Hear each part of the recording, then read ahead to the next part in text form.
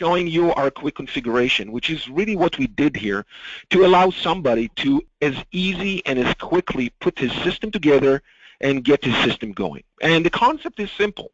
In so many places, we put a system together, we wire everything up, we plug it in, and we want to be able to get the system up and running to a certain recording position and allow fine-tuning and configuration to be done later. But we want to make it snappy and we want to make it easy.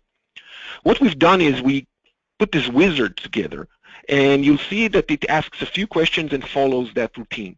So we're doing a quick discovery of everything on the network, and you can see our report shows we have 2 NVRs and 3 cameras. That's what I have set up here on my network just to show you, and we'll list what we found. So if something is missing, you can look at the IP addresses and know what's missing and go find out why it didn't show. Then we'd like to assign IP addresses. That's one of the things that takes a long time when you need to go and assign IP addresses. If you need to go with different discovery tools, different machines, and do that, that might be really time-consuming. We allow to provide a range of IP addresses, which is the typical thing you would do when you deploy a system on your private network and just have Valerus go and dish out those IPs to all the devices and practically become its own closed network. In other places where you have IPs set up in advance, or maybe you have a DHCP network, you can click the button at the bottom, which I'm going to do here for my demo as well, to just keep the IPs. You don't have to give IPs away, but you can. I'm going to keep the IPs and jump to the next screen, which will ask you, hey, is any camera set up with a password and a user different from the default? So we've made sure to include in our database all the known username and passwords for cameras in the industry. Whatever we know, we put in there. If those are on their default password, there's more than likely we will find it, and you won't even have to provide it when we connect cameras. If you already configured your cameras with a different password because you didn't want to keep it on your admin one, we will allow you to say, hey, I added a new password. Let's say I added Guy and Vicon. You can add those in, and I'll use those. And next, we do encourage everybody to put in a new admin password so the system is going to stay protected once it's configured and not with the default password, which so many people forget to do at the end of the day. System is going to run. It's going to run its procedures in the background, and once it's done, it's going to show us a quick report of what was configured and how it looks. You can see that it's showing what was discovered, what was configured, and even if something fails or partially fails, we're going to show, like here, that an NVR failed, and the reason is that the storage failed on it. This is because I really didn't connect the drive to that specific NVR, but here you see the error right at the end of the configuration, and you can go right away and take care of it. So to quickly recap what was done here by this wizard so quickly, we've assigned IP addresses from a requested range, or we leave them as they are, depends on the user. We connected the NVRs that we found. We connected the cameras that we found. We connected the encoders that we found. We evenly distributed cameras between the NVRs. So as many NVRs that I have, I'll evenly have the system distribute the cameras between them. We configured default streams. We selected all the available drives on NVRs for recording. We started recording the video 24/7, and we changed the default password if requested. The bottom line here is that we now have a fully functional and running system. So I'm going to keep going here and show you the manual side of it, but here on NVRs down the list, you can see that my 2 NVRs that we just added with the wizard are already listed. And look at how simple the layout is. There's a middle section which will list all the NVRs. There's a right section which shows the properties, and you see that we made sure it's not crowded, it's not busy, it's only showing information that's important. We have a green check mark for status, it's online. We have a red one when it's not. We can configure IPs and ports, users and passwords, as well as drives, like from here. And it's all done with very simple, very easy measures that you can also use from a tablet. So you'll be able to move this slider from a tablet, and all these are very, very flat and simple to use from any device. Now that the NVRs are in play, I might want to add NVRs that were not discovered or were added, and you can see the button here shows me the number 12 in parentheses. And the 12 are 12 additional NVRs that were not discovered or were not added yet in the system. So when I open that, you'll see a list of all the other NVRs. This is my lab network, so obviously we have a lot.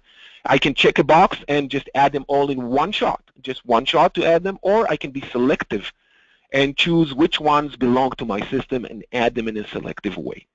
I'm not going to do that here.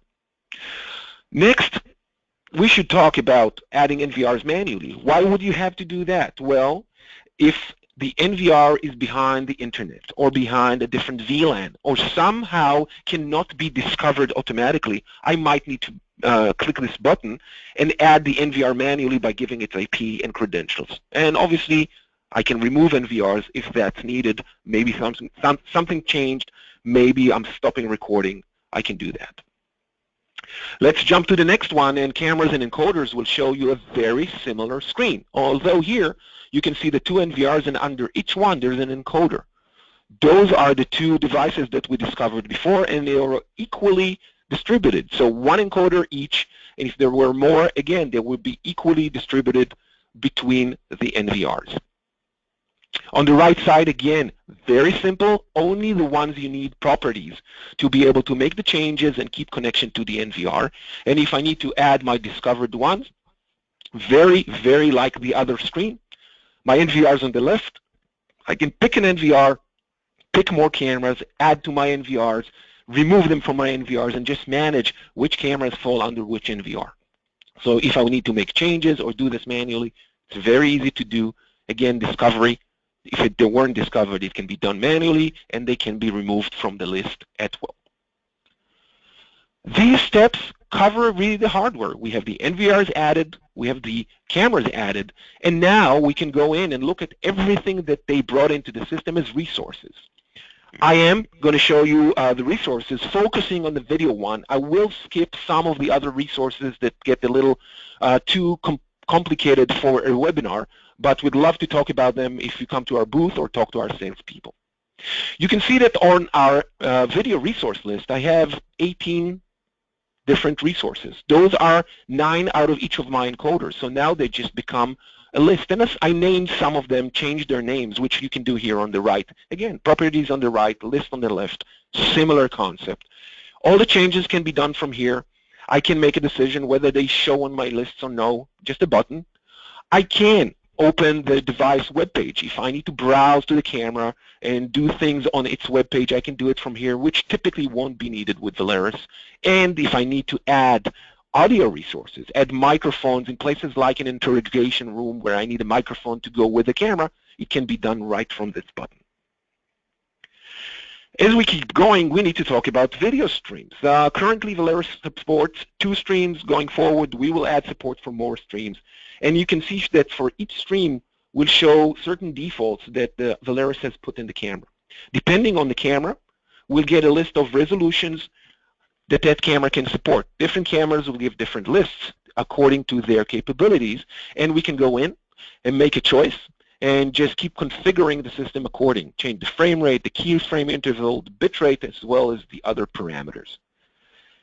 I can do my stream 1 and stream 2, save them, and now just to mention stream 1 and 2, as we go and talk about recording, you'll see that we refer to these when we talk about what we want to record. Let's take a look at that.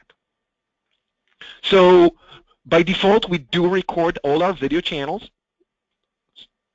and we do offer recording retention. If somebody, typically in Europe, there's limitations on how many days you will allow to record. Valerus offers that per channel, so that's very easy to configure and turn on. We work by schedules, either 24/7 or some other schedules that you can put together and add to the list. I'll mention those as we keep going down that list. And we can build as many schedules as needed. There are 3 recording modes. One is event only, so only when an event occurs we'll record. The other is continuous, which is all the time. And the last one is a continuous event, and here you can see my 2 streams set for the regular recording and the continuous, what happens on event, and post-event. Motion alarm, we consider that an alarm by default, but we can also specify additional alarms. And look at how easy this is. On the top, I have a drop-down that will show all the different events that we might receive, and when I choose one, the list filters to only the devices that are relevant for that event, which means there's no room for mistake. I can only pick devices that can produce those events. Picture settings, this once more goes to what the camera tells us. So we connect to the camera reports the capabilities it has and the picture settings that we can set up for it, and we do all that from Valerus. This means that for all these, there's no reason to browse to the camera and make changes on the camera and do all that from the web page. All that is right from the VMS. I want to talk about this apply to button. This is a great, great update. And those of you who used Vicon before know that you had to do the streams and recording and picture settings for each camera separately.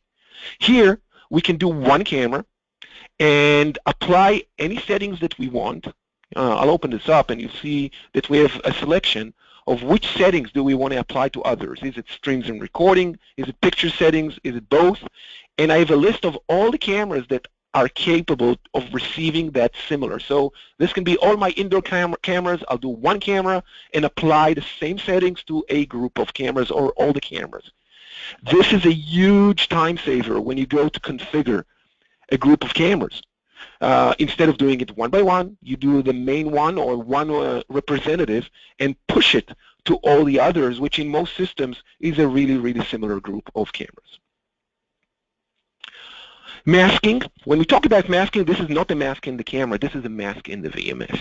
So the mask that you see here on the right is shown on the picture, and it's really meant to do something different than one that comes from the camera. It's meant to be removable. So if I go to my monitor here and drag the camera, here's the mask that we just configured, but when I go to the Control tab, you will see that I can unmask that mask. That can be done live or playback. So if I'm someone who has permission, of course this is controlled, I can unmask if needed, which allows way more flexibility than on a regular masking from a camera. I'm going to add a PTZ camera here at the bottom just so I can pick it up and show you how another tab is being added when the camera is a PTZ. This is a tab that won't show when the camera is not PTZ. And when we go in there, this is the tab that allows configuration of our presets, of our camera tours, and everything that has to do with that PTZ. So of course I can drive the camera right from the picture itself, and I can go and save a new preset. Let's add a preset 4. I can name the presets if I want. I'm just going to use the number here. And I can go and look at my other presets, send the camera to them, and go to see what they are. Make changes, make additions. And now, when we jump, again, for a minute back to monitoring, if I pull this PTZ to our screen, you can see that we have that different icon here on the top as well. That's our PTZ control, which is only for PTZ cameras, obviously. And clicking it will allow us to go to those presets that we had from before and move around. We can also control the picture right from the video. So the mouse cursor changes to that little black triangle instead of a mouse standard cursor, and we can drive the camera. We can use the mouse wheel to zoom in and out, and we can get the camera positioned wherever we need it to be. I'm going to put it back on my preset so we can go back into configuration to the same point we left out.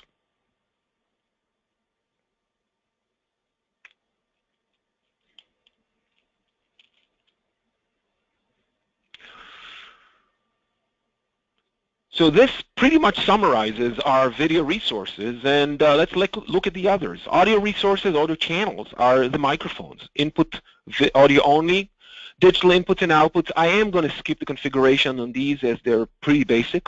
And I want to show you what we do for web pages. Do you remember that CNN weather page I had included in our daytime view? So going in here, you'll see that I have a page called Weather, which is already configured here in the system, and that's our page. And being that the whole system is browser-based, there's nothing easier than just adding a page, giving it a name, and putting in the web address to browse right to it, and add it as a resource to our list. Once it's there, it can be included in everything we want to do. We can just drag it. This can be instructions. This can be anything that we want as part of our resources. I'm jumping into views because in views we have that day shift view, the one we dragged and opened the tab before.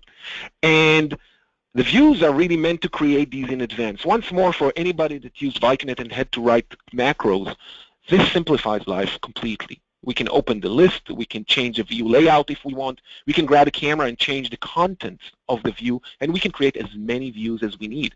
Now all it takes is dragging those right to the monitoring screen and seeing them instead of writing complex macros. Those views can be put into tours, so I can write tours and add a view after the other and say how many seconds each view is going to be shown. And this way, running a tour will be very simple. It's going to show view 1 for X seconds, view 2 for Y seconds, and whatever we configured.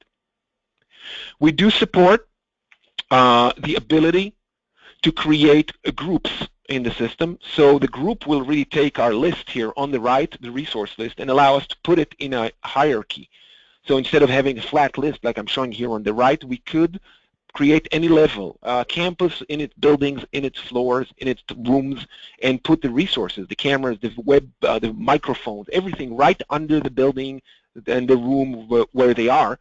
And when we go and do authorization, we can do it together. In schedules, we'll create schedules like we've shown before, and this is really like in creating a schedule in Outlook, including repeatance, day, year, week. And then we can create rules. The rules would be an event and what the action following that event would be. Like a door was opened and a sensor was triggered, I want to show some video, I want to sound the siren, and so on and so forth. Very important, obviously, for operators waiting for events to create something. User management-wise, let's go and take a look at what we do there. We do have the way to have Valerus run a full user database, but if you have an Active Directory, we can connect with Valerus right to the Active Directory and have all the user management done from Active Directory. So either or, not all those together, of course. In user groups, we do have 3 standard groups, admin, operators, and supervisors, which have their roles. You can use those, or you can create your own groups and add them to the system. There's no limit on groups. Same goes for users. You can create your users. By default, we have only the admin. You can, for any user you want, define their different password rules, define their how much time are they allowed to log into the system. If they're a contractor, I can say, hey, you're only allowed for 30 days, and so on. Every user group can be managed and given a certain authorization. Are you allowed to go into monitoring? Are you allowed to see the dashboard?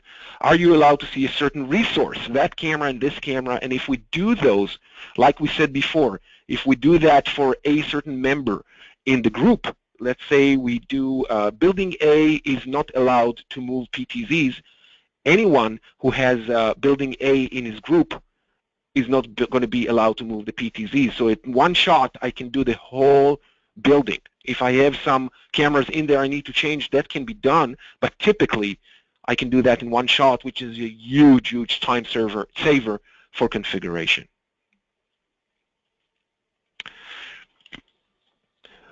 Last, at the bottom of the list, and this is really kind of by the priority of how we do things in configuration, we have the ability to connect to the internet. We talked about tablets and phones and browsers from the internet, so we can define those. Some networking parameters, those are very technical for now.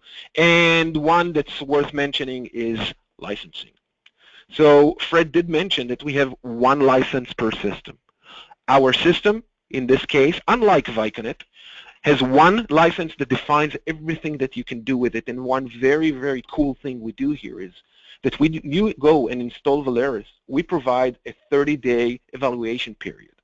That means that you can, for 30 days, without licensing the system or without activating the license, that's really the term, you can work and use as many devices as you need, allowing you to take your time, put the system together, and then go and obtain the license either from Vicon, maybe it's in the office, maybe the system is offline.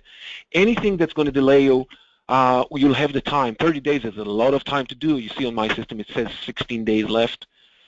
There's a list of all the licenses that you've acquired, and if the system is available for online activation, which the green check mark here says it is, we can go in and activate it when we decide to do it. So activation will open a form, and we're going to ask for some details, the end user details, the dealer, the integrator's details, so we can provide support to whoever calls.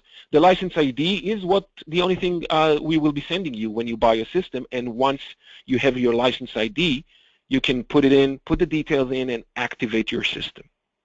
You can also, if you want, go in and activate your system as a free limited version. So Fred showed the Try version, our 6-channel system. For activating a free version, you don't even need a license ID from Vicon. If you hit this button, it's going to reactivate it as a free version, no problem. At any point, you can get a new key and buy additions and reactivate your system and get additional license, all this from one single point. If the system is offline, the process is really, really similar, where you